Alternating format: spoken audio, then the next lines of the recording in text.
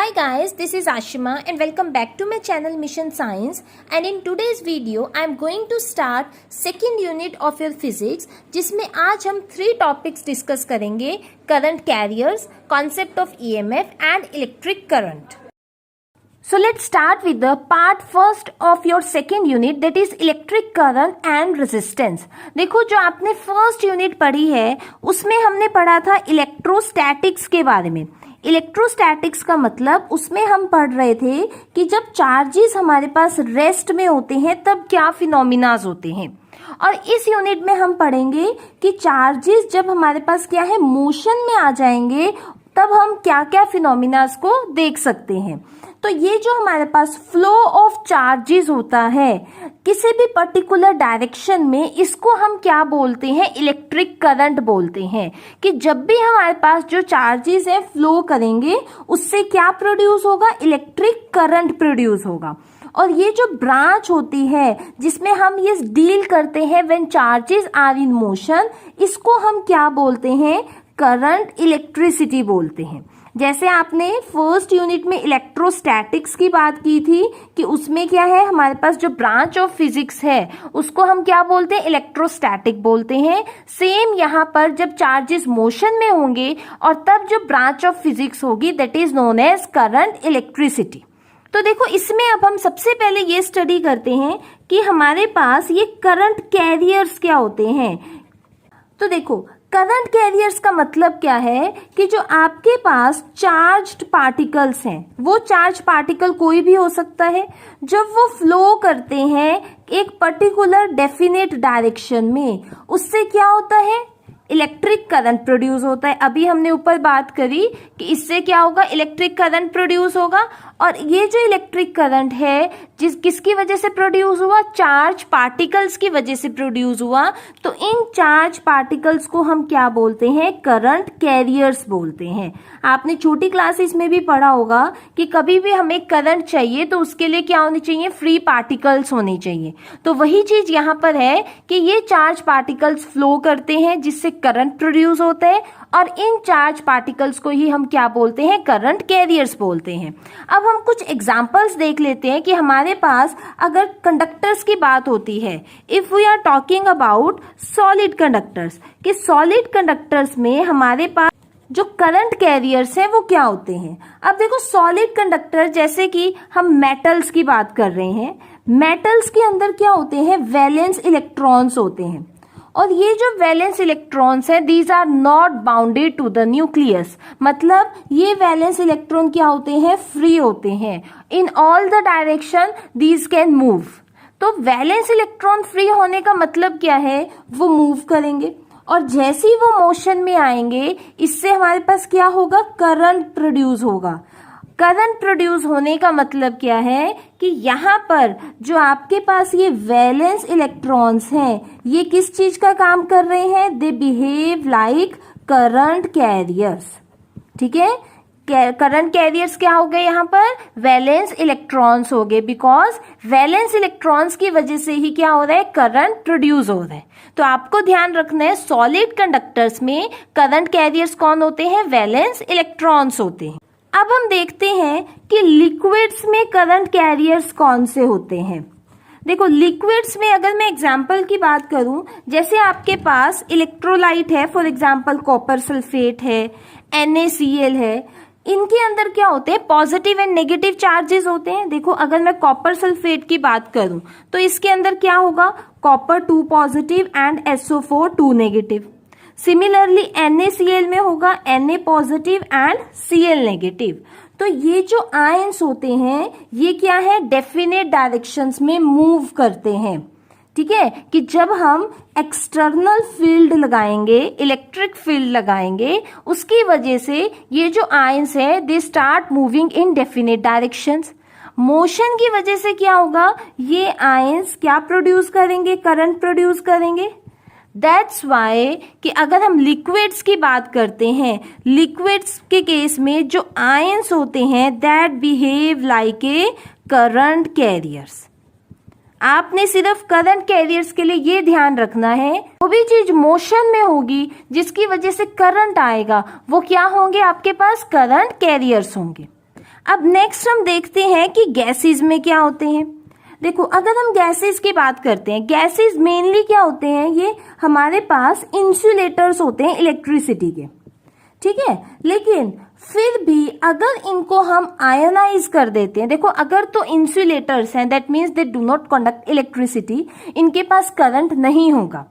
But अगर हम इनको आयनाइज कर देते हैं, कि मैंने क्या किया, हाई पोटेंशियल डिफरेंस लगाया, उसकी वजह से इनको क्या कर दिया, मैंने आयनाइज कर दिया। तो जब इनकी आयनाइजेशन हो जाएगी, आयनाइजेशन होने की वजह से क्या होगा कि गैस के पास पॉजिटिव आयंस होंगे एंड इलेक्ट्रॉन्स होंगे। अब पॉजिटिव आयंस और जो इलेक्ट्रॉन्स हैं ये क्या करेंगे, ये मूव करेंगे, मोशन की वजह से हमारे पास करंट आएगा। That's why we can say that in case of gases, जो पॉजिटिव आयंस और जो इलेक्ट्रॉन्स हैं they behave like a current carriers. ठीक है, तो आपको आई होप ये क्लियर हो गया होगा कि गैसेस में करंट कैरियर्स क्या होते हैं, positive ions and electrons upon ionization. ठीक है, अगर हम आयनाइजेशन करेंगे तभी ये करंट कैरियर्स होंगे, अदरवाइज नहीं होंगे। बट लिक्विड्स में क्या होते हैं हमारे पास, पॉजिटिव एंड नेगेटिव आयंस जो इलेक्ट्रोलाइट के होते हैं, they move, that's why they produces current and behave like current carriers. और सॉलिड कंडक्टर में क्या है, अगर हम मेटल्स की बात कर रहे हैं, उनके पास वैलेंस इलेक्ट्रॉन्स होते हैं और उनकी मोशन की वजह से they also behave like current carriers. ठीक है, क्लियर हो गया करंट कैरियर्स क्या होते हैं। अब देखो नेक्स्ट हम समझते हैं कि इलेक्ट्रोमोटिव फोर्स क्या होती है। Very important concept. Current electricity में सबसे इंपॉर्टेंट कॉन्सेप्ट यही है समझना कि इलेक्ट्रोमोटिव फोर्स हमारे पास क्या होती है, इसको हम ईएमएफ भी बोलते हैं।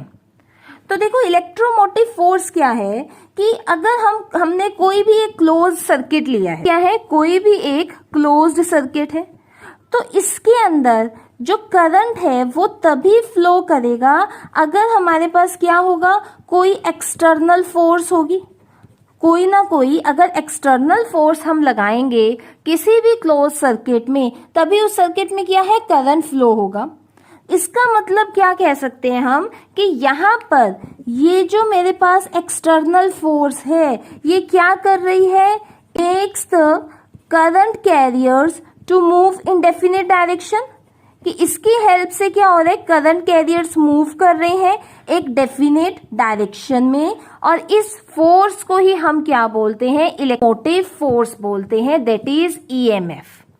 ठीक है, क्लियर हुआ है कि दोबारा से सुन लो कि अगर कोई भी एक क्लोज सर्किट है, आपको क्या बोला किसी ने कि we are provided you a close circuit, then you tell us that how the current will flow in this close circuit. तो आप क्या बोलोगे कि जब तक कोई एक्सटर्नल फोर्स हमारे पास नहीं होगी तब तक हम नहीं बोल सकते कि करंट फ्लो करेगा, बिकॉज एक्सटर्नल फोर्स की वजह से क्या होता है, करंट कैरियर्स डिफरेंट डायरेक्शन में मूव होंगे, क्योंकि उनके ऊपर कुछ फोर्स लगेगी तभी वो मूव करेंगे, उनके मोशन से क्या आएगा, करंट आ जाएगा। That's why we can say that कि ये जो एक्सटर्नल फोर्स लग रही है इसी को हम क्या बोलते हैं, इलेक्ट्रोमोटिव फोर्स बोलते हैं। ठीक है, क्लियर हो गया। तो यहां से हम क्या कह सकते हैं कि ये जो इलेक्ट्रोमोटिव फोर्स है ये क्या है, एक अरेंजमेंट है, कि ये एक अरेंजमेंट है जिसके अंदर क्या हो रहा है, एनर्जी का सप्लाई किया जा रहा है। एनर्जी का सप्लाई बोल दो या फिर आप कह सकते हो कुछ ना कुछ वर्क डन किया जा रहा है। किसके लिए वर्क डन हो रहा है, to move the electric charge, क्योंकि हमें यही करवाना है, इलेक्ट्रिक चार्ज को मूव करवाना है। कहाँ से मूव होगा, from lower potential to the higher potential. हमेशा जब भी मूवमेंट होती है वो लोअर पोटेंशियल से हायर पोटेंशियल एनर्जी में वो होती है। तो ये जो हमारे पास कंप्लीट अरेंजमेंट है, इस अरेंजमेंट को हम क्या बोलते हैं, सोर्स ऑफ ईएमएफ बोलते हैं। ठीक है, कि ईएमएफ क्या है, एक अरेंजमेंट है, कि हमने एक ऐसा अरेंजमेंट करना है जिसमें या तो एनर्जी सप्लाई की जाए या फिर कुछ ना कुछ वर्क डन होगा। वर्क डन क्यों हो रहा था, in order to move this current carriers, means in order to move the electric charge. और कैरियर्स की मूवमेंट हमेशा कहाँ से होती है, लोअर पोटेंशियल से हायर पोटेंशियल में होती है।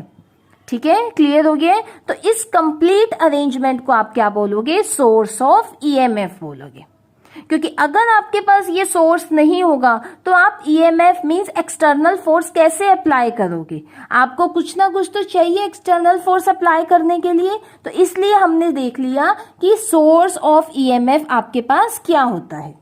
अब देखो डायग्रामेटिकली अब हम इसको समझते हैं कि कैसे हम सोर्स ऑफ ईएमएफ की बात कर रहे हैं। हमने क्या किया है, एक इलेक्ट्रोलिटिक सेल कंसीडर किया है। ये इलेक्ट्रोलिटिक सेल है, इसके अंदर हमने 2 इलेक्ट्रोड्स हैं हमारे पास। It consist of 2 electrodes, one is known as positive electrode and another one is known as negative electrode. ये नेगेटिव और ये हमारे पास क्या है, पॉजिटिव इलेक्ट्रोड है। सेकेंडली इसके अंदर क्या है हमारे पास, एक ये इलेक्ट्रोलाइट है, ये हमने इसके अंदर इलेक्ट्रोलाइट सॉल्यूशन डाल दिया है। तो अब इसके अंदर देखो क्या होगा कि जो इलेक्ट्रोड्स हैं, जब हमने इसको इस इलेक्ट्रोलिटिक सॉल्यूशन में इमर्स किया है तो ये क्या करेंगे, अपने चार्जेस को एक्सचेंज करेंगे। क्यों एक्सचेंज करेंगे, क्योंकि जो कॉन्सेंट्रेशन है फ्री इलेक्ट्रॉन्स की यहाँ पर और यहाँ पर जो इलेक्ट्रोलाइट में कॉन्सेंट्रेशन है वो दोनों डिफरेंट है। इसकी वजह से क्या होगा, चार्जेस का एक्सचेंज होगा। और क्या होगा कि जो पॉजिटिव इलेक्ट्रोड है ये क्या करेगा, एक्वायर कर लेगा positive potential V plus with respect to this electrolyte solution. Similarly negative electrode क्या एक्वायर कर लेगा, V negative solution with respect to the electrolyte solution adjacent to it. ठीक है, तो अब हम कंडीशन देखते हैं कि अगर इसके अंदर कोई भी करंट नहीं है, when there is no current. No current का मतलब क्या है, हम ये कह सकते हैं कि जो मैक्सिमम पोटेंशियल डिफरेंस होगा, समझ लो उसको मैं E से डिनोट कर रही हूं, तो ये मेरे पास क्या हो जाएगा कि जो 2 इलेक्ट्रोड्स के ऊपर डिफरेंस था, पोटेंशियल डिफरेंस डेवलप हुआ था, इनके डिफरेंस के इक्वल होगा। That means V positive plus negative of V negative. ठीक है, ये हमारे पास क्या है, नेगेटिव इलेक्ट्रोड है, इसलिए यहां पर मैंने नेगेटिव लगाया है। यहाँ पर नेगेटिव आएगा, पॉजिटिव नहीं आएगा, क्योंकि हम डिफरेंस की बात कर रहे हैं। ठीक है, तो यहां से आपके पास E क्या आ जाता है, V plus plus V negative, that means greater than 0। तो यहां से हम डिफाइन कर सकते हैं कि EMF ऑफ अ सेल क्या होता है। ठीक है, पहले हमने क्या डिफाइन किया था, इलेक्ट्रोमोटिव फोर्स क्या होती थी। अब हम डिफाइन कर रहे हैं कि EMF ऑफ अ सेल क्या होता है। तो ये हमारे पास क्या हो जाएगा, मैक्सिमम पोटेंशियल डिफरेंस है। ठीक है, मैक्सिमम है, ग्रेटर देन 0 आ रहा है, किसके बीच में है, बिटवीन द 2 इलेक्ट्रोड्स। 2 इलेक्ट्रोड्स के बीच में जो मैक्सिमम पोटेंशियल डिफरेंस होगा कब होगा, when no current is drawn from the cell. कोई भी करंट सेल से हमने ड्रॉ नहीं किया है, या फिर मैं क्या कह सकती हूँ कि जो हमारे पास सर्किट है that is a open circuit, उस केस में जो मैक्सिमम पोटेंशियल डिफरेंस आएगा उसको हम क्या बोलेंगे, EMF ऑफ अ सेल बोलेंगे। आई होप आपको ये क्लियर हो गया होगा कि EMF ऑफ अ सेल कैसे डिफाइन किया है मैंने, कि सबसे पहले एक इलेक्ट्रोलिटिक सॉल्यूशन लिया था, उसमें 2 इलेक्ट्रोड्स को डिप किया है, positive and negative. Difference of concentration की वजह से क्या होगा, पॉजिटिव इलेक्ट्रोड एक्वायर करेगा V पॉजिटिव पोटेंशियल और negative V negative potential. Condition लेके चल रहे हैं कि अगर सेल में से कोई भी करंट हमने ड्रॉ नहीं करवाया है तो पोटेंशियल डिफरेंस क्या हो जाएगा, टोटल दोनों पोटेंशियल्स का डिफरेंस होगा जो ग्रेटर देन 0 आ रहा है। इसलिए हम बोल सकते हैं कि EMF क्या होता है, मैक्सिमम पोटेंशियल डिफरेंस होता है। ठीक है, क्लियर हो गई है।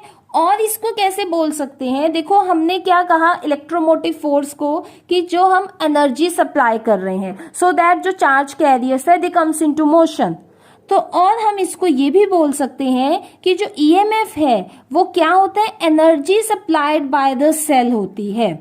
तो इसको हम ऐसे भी लिख सकते हैं, एक और फॉर्मूला आपने ध्यान रखना है, that is E is equals to integration E vector dot DL vector. ठीक है, ये फॉर्मूला भी हमारे पास है।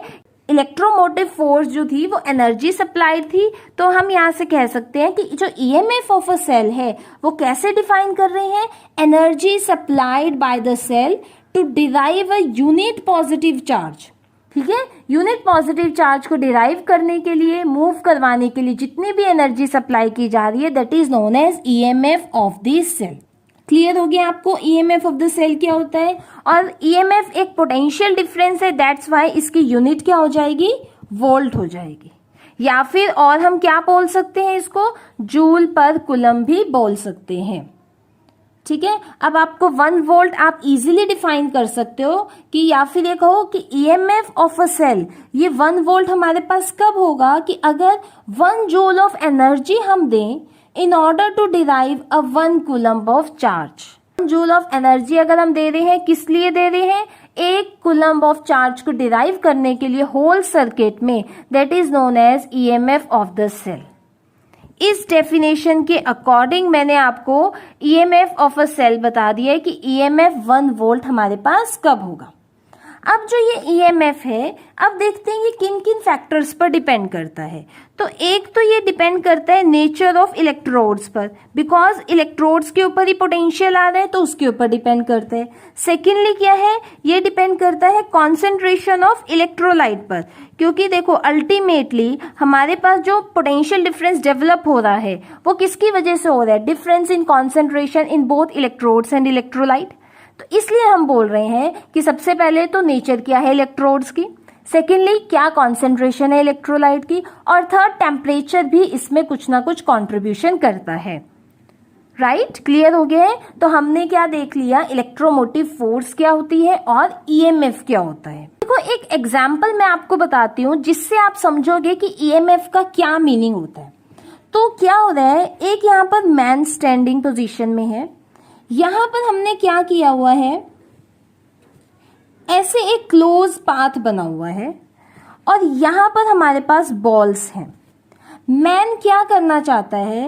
एक आयरन की उसके पास बॉल है, वो इस आयरन बॉल को लिफ्ट करना चाहता है। समझ लो एक बॉल उसकी यहां पर फ्लोर पे रखी हुई है, इस बॉल को वो क्या करना चाहता है? लिफ्ट करना चाहता है, ऐसे ऐसे इसकी मूवमेंट करवाना चाहता है इस क्लोज पाथ में। तो इस केस में हम अगर चेक करना चाहें ईएमएफ क्या होगा, इलेक्ट्रोमोटिव फोर्स क्या होगी। देखो फोर्स क्या करती है? मोशन लेकर आती है। अब यहाँ पर क्या हो रहा है कि वर्क डन कौन कर रहा है? बॉल्स को मूव करवाने के लिए ये मैन कर रहा है सारा वर्क डन। क्या कर रहे हैं? फ्लोर पे से बॉल को लिफ्ट कर रहे हैं और फिर यहाँ पर वो क्या कर रहा है? इस क्लोज पाथ में आगे उसको पुश कर रहा है। ठीक है, कि इसकी एनर्जी के बेसिस पर बॉल की मूवमेंट हो रही है। तो इस केस में जो मैन है ये क्या हो जाएगा? सोर्स ऑफ ईएमएफ हो जाएगा। यही हमने पढ़ा था कि ईएमएफ, सोर्स ऑफ ईएमएफ क्या है? एक अरेंजमेंट है जिसमें क्या होता है? एनर्जी सप्लाई की जाती है या वर्क डन किया जाता है so as to bring the charges into motion. तो यहाँ पर भी तो यही है कि इस क्लोज पाथ में बॉल तभी मूव करेगी अगर ये मैन फ्लोर पे से बॉल को पिकअप करेगा और फिर वो यहाँ पे रखकर इसको पुश करेगा। तो सारा काम तो इस मैन का ही है, इसकी एनर्जी यूज हो रही है, that's why this man behaves like a source of EMF.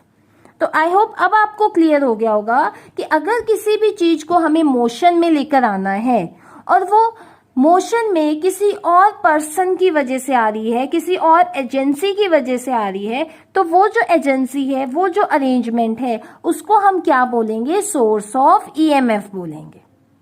ठीक है जी, क्लियर हो गया है? अब नेक्स्ट हम देखते हैं कि हमारे पास इलेक्ट्रिक करंट क्या होता है। तो देखो इलेक्ट्रिक करंट अब हमारे पास क्या हो जाएगा? इसका मतलब क्या होगा कि कितने चार्जेस फ्लो कर रहे हैं per unit time. Flow of charges per unit time across any cross section of a conductor, वो हमें क्या बताता है? इलेक्ट्रिक करंट के बारे में बताता है।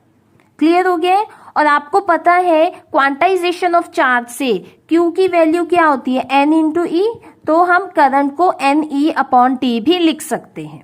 करंट की यूनिट आपको पता है क्या होती है? That is ampere. तो 1 एम्पियर हमारे पास क्या हो जाएगा? 1 कूलम अपॉन 1 सेकेंड हो जाएगा। अब देखो अगर इसकी हम डायरेक्शन की बात करते हैं तो हमारे पास क्या होता है? 2 टाइप के करंट्स होते हैं। एक तो होता है हमारे पास कन्वेंशनल करंट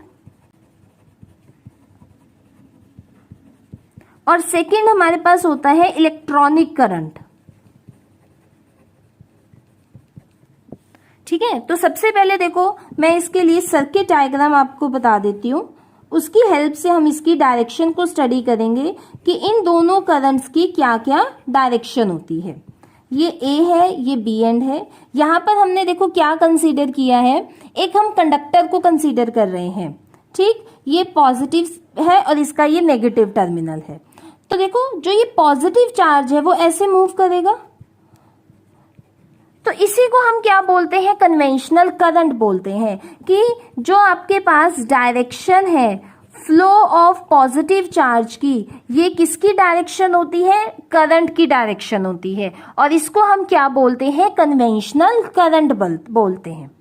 बट जो इलेक्ट्रॉन्स हैं वो कैसे मूव करते हैं, नेगेटिव टू पॉजिटिव। मीन्स मैं ये दिखा सकती हूं कि यहाँ पर एक इलेक्ट्रॉन है, ये कैसे मूव करेगा, बी टू ए मूव करेगा। तो जो इलेक्ट्रॉन की मूवमेंट की डायरेक्शन होती है उससे जो भी करंट प्रोड्यूस होता है that is known as electronic current. यहाँ से क्या बोल सकते हो, ये डायरेक्शन किसकी है, आपके पास कन्वेंशनल करंट की है, ये डायरेक्शन क्या है, इलेक्ट्रॉनिक करंट की है। इसका मतलब दोनों की डायरेक्शन क्या होती है, एक दूसरे से ऑपोजिट होती है। ये क्या है कि जो आपके पास करंट है वो क्या है, एक स्केलर क्वांटिटी है, क्योंकि इलेक्ट्रिक करंट क्या रिप्रेजेंट करता है, सिर्फ डायरेक्शन को बताता है फ्लो ऑफ पॉजिटिव चार्ज की, इसलिए हम इसको क्या बोलते हैं, स्केलर क्वांटिटी बोलते हैं। बिकॉज जो करंट है वो simple law of scalar addition को ओबे करता है, वो वेक्टर एडिशन को ओबे नहीं करता। दैट्स वाई हम क्या बोलते हैं, current is a scalar quantity. हम ऐसे लिख सकते हैं कि करंट क्या होता है, Q1 upon T plus Q2 upon T. Simple ये एडिशन के लॉज को फॉलो करता है, इसमें वेक्टर एडिशन के लॉज फॉलो नहीं होते।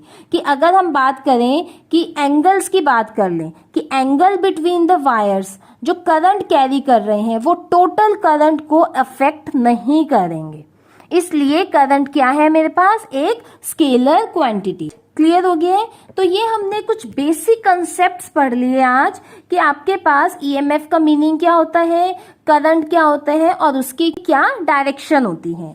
नेक्स्ट वीडियो में अब मैं आपके साथ डिस्कस करूंगी another important topic that is drift velocity.